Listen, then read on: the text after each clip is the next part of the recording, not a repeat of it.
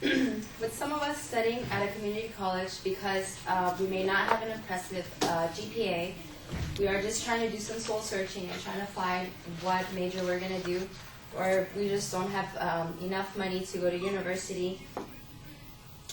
But nowadays, like, we're even attending like college is a challenge due to the huge population of students and like the few classes that the college has to offer.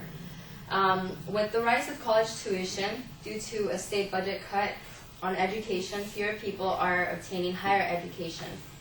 It has become a privilege to attend college, a privilege that only the wealthy can afford. I will demonstrate to you guys how expensive education has become and why we need to put a stop to the rise of tuition in universities and colleges throughout the United States. President Obama said, "A higher education can't be a luxury. It is an economic imperative that every family in America should be able to afford." I strongly support his ideas, and I believe we should work around this because our founding fathers believed in education, and in order to get a stronger society and a stronger nation, we need educated people. Considering that a student of low-income family applies for financial aid and is qualified, the amount that the state awards the student is not enough to pay for the tuition and school supplies needed. There are a few things that we could look for in order to pay for tuition, including scholarships, grants, and student loans. The first one, scholarships are very hard to apply. They're very competitive, and there's a lot of items that you require in order to apply for them. According to financialaid.org, the odds of winning a scholarship is 1 in 15. So it's very complicated, and I wouldn't recommend relying on a scholarship in order to pay for the tuition. The second one would be getting a student loan. According to the Barack Obama website, the interest rates for student loans have doubled from 3.4% to 6.8%.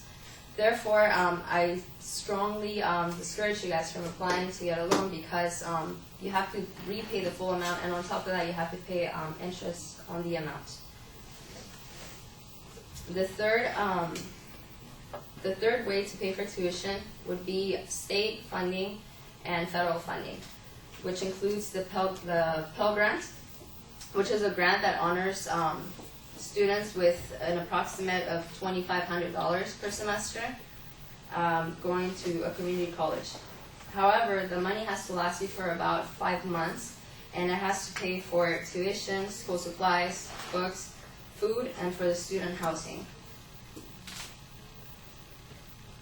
I looked on the website My Gateway, and it says that the cost of attendance at Fullerton College is approximately $11,268. If we only get from the Pell Grant like $2,500, we would still have to come up with like $9,000 in order to pay for the remainder. And this includes food, housing, supplies, books, tuition fees, transportation, and personal spendings. I would like to compare how the price change on tuition is going to affect us. We used to pay $36 per unit, and now we're going to pay $48 per unit. So if you're a part-time student taking 6 to 8 units, you used to pay from $260 to $288 a semester, and it's going to go up to $276 to $368, which is a difference of $60 to $80. And if you're a full-time taking from 12 to 18 units, the range was from $432 to $648, and now it will be $552 to $828, a difference of $120 to $180.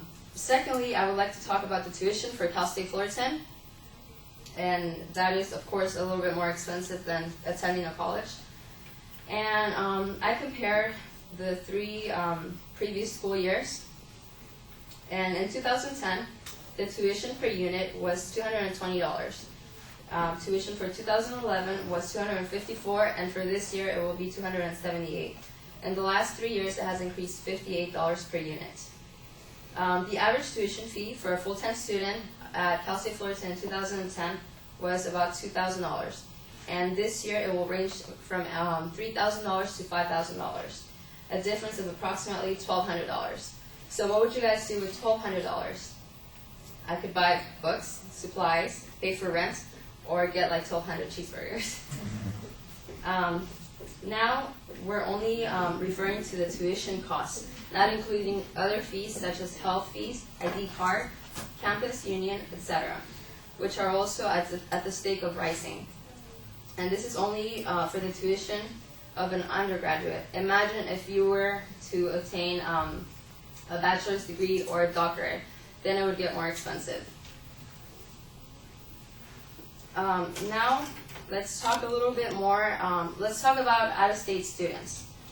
The price an out-of-state student has to pay to study at a community college, such as Fullerton College, is $208 per unit, which means that the average full-time student pays from $2,496 to $3,744 per semester just to go to a community college. The decision has already been made, and the rise of the tuition is inevitable. The tuition for college and universities will increase as of this summer for some schools and for other schools on the fall of 2012. However, we can still prevent it from rising in the following years. What we can do is send letters to Congress, or we can make our votes count and our voices to be heard by going to change.org and creating a new petition to stop the rise in college tuition, which I strongly recommend you guys. In conclusion, it is imperative that we have a set price for college tuition in order to have an educated society. With the high prices on tuition, we are encouraging and converting America into the land of mediocre, the land of ignorance. Thank you.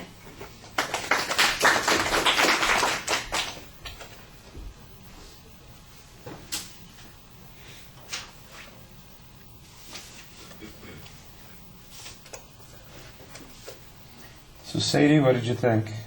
The intro was just straight to the point. It's obviously a topic that is related for all of us in here. The transitions are good. They should find statistics and information that she gathered. The presentation, I just heard a lot of ums and ohs, like what means everything.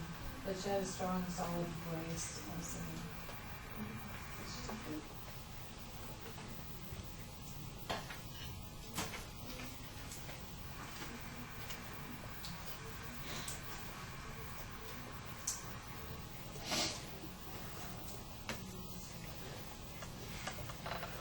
All right, well, you connect with the audience, obviously, because we have a commonality that's going on here. I think you might want to be careful about how you phrase the notion that everybody's here because they are in some way inadequate. I didn't think that was the inference you were trying to make, but I could see how somebody could take it that way. So I think you might want to be a little bit more careful with the language, especially in the attention device.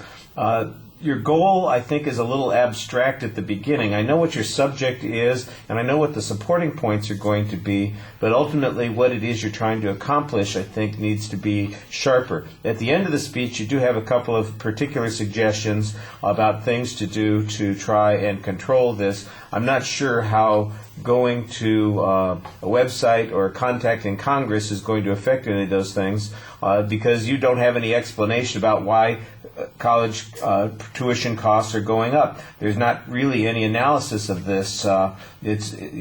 It's all just presented as a fait accompli that we've got these costs going up and so on and so forth without a discussion of why they're going up. And I'm not sure that we can fix a problem if we don't know what the cause of that problem is. And so I thought that was a little bit underdeveloped. I did think that you did a good job telling us about the problems that come along with increased costs. You did some nice comparisons between the CSU and our college, for instance, the limitations of scholarships in order to pay for those sorts of things.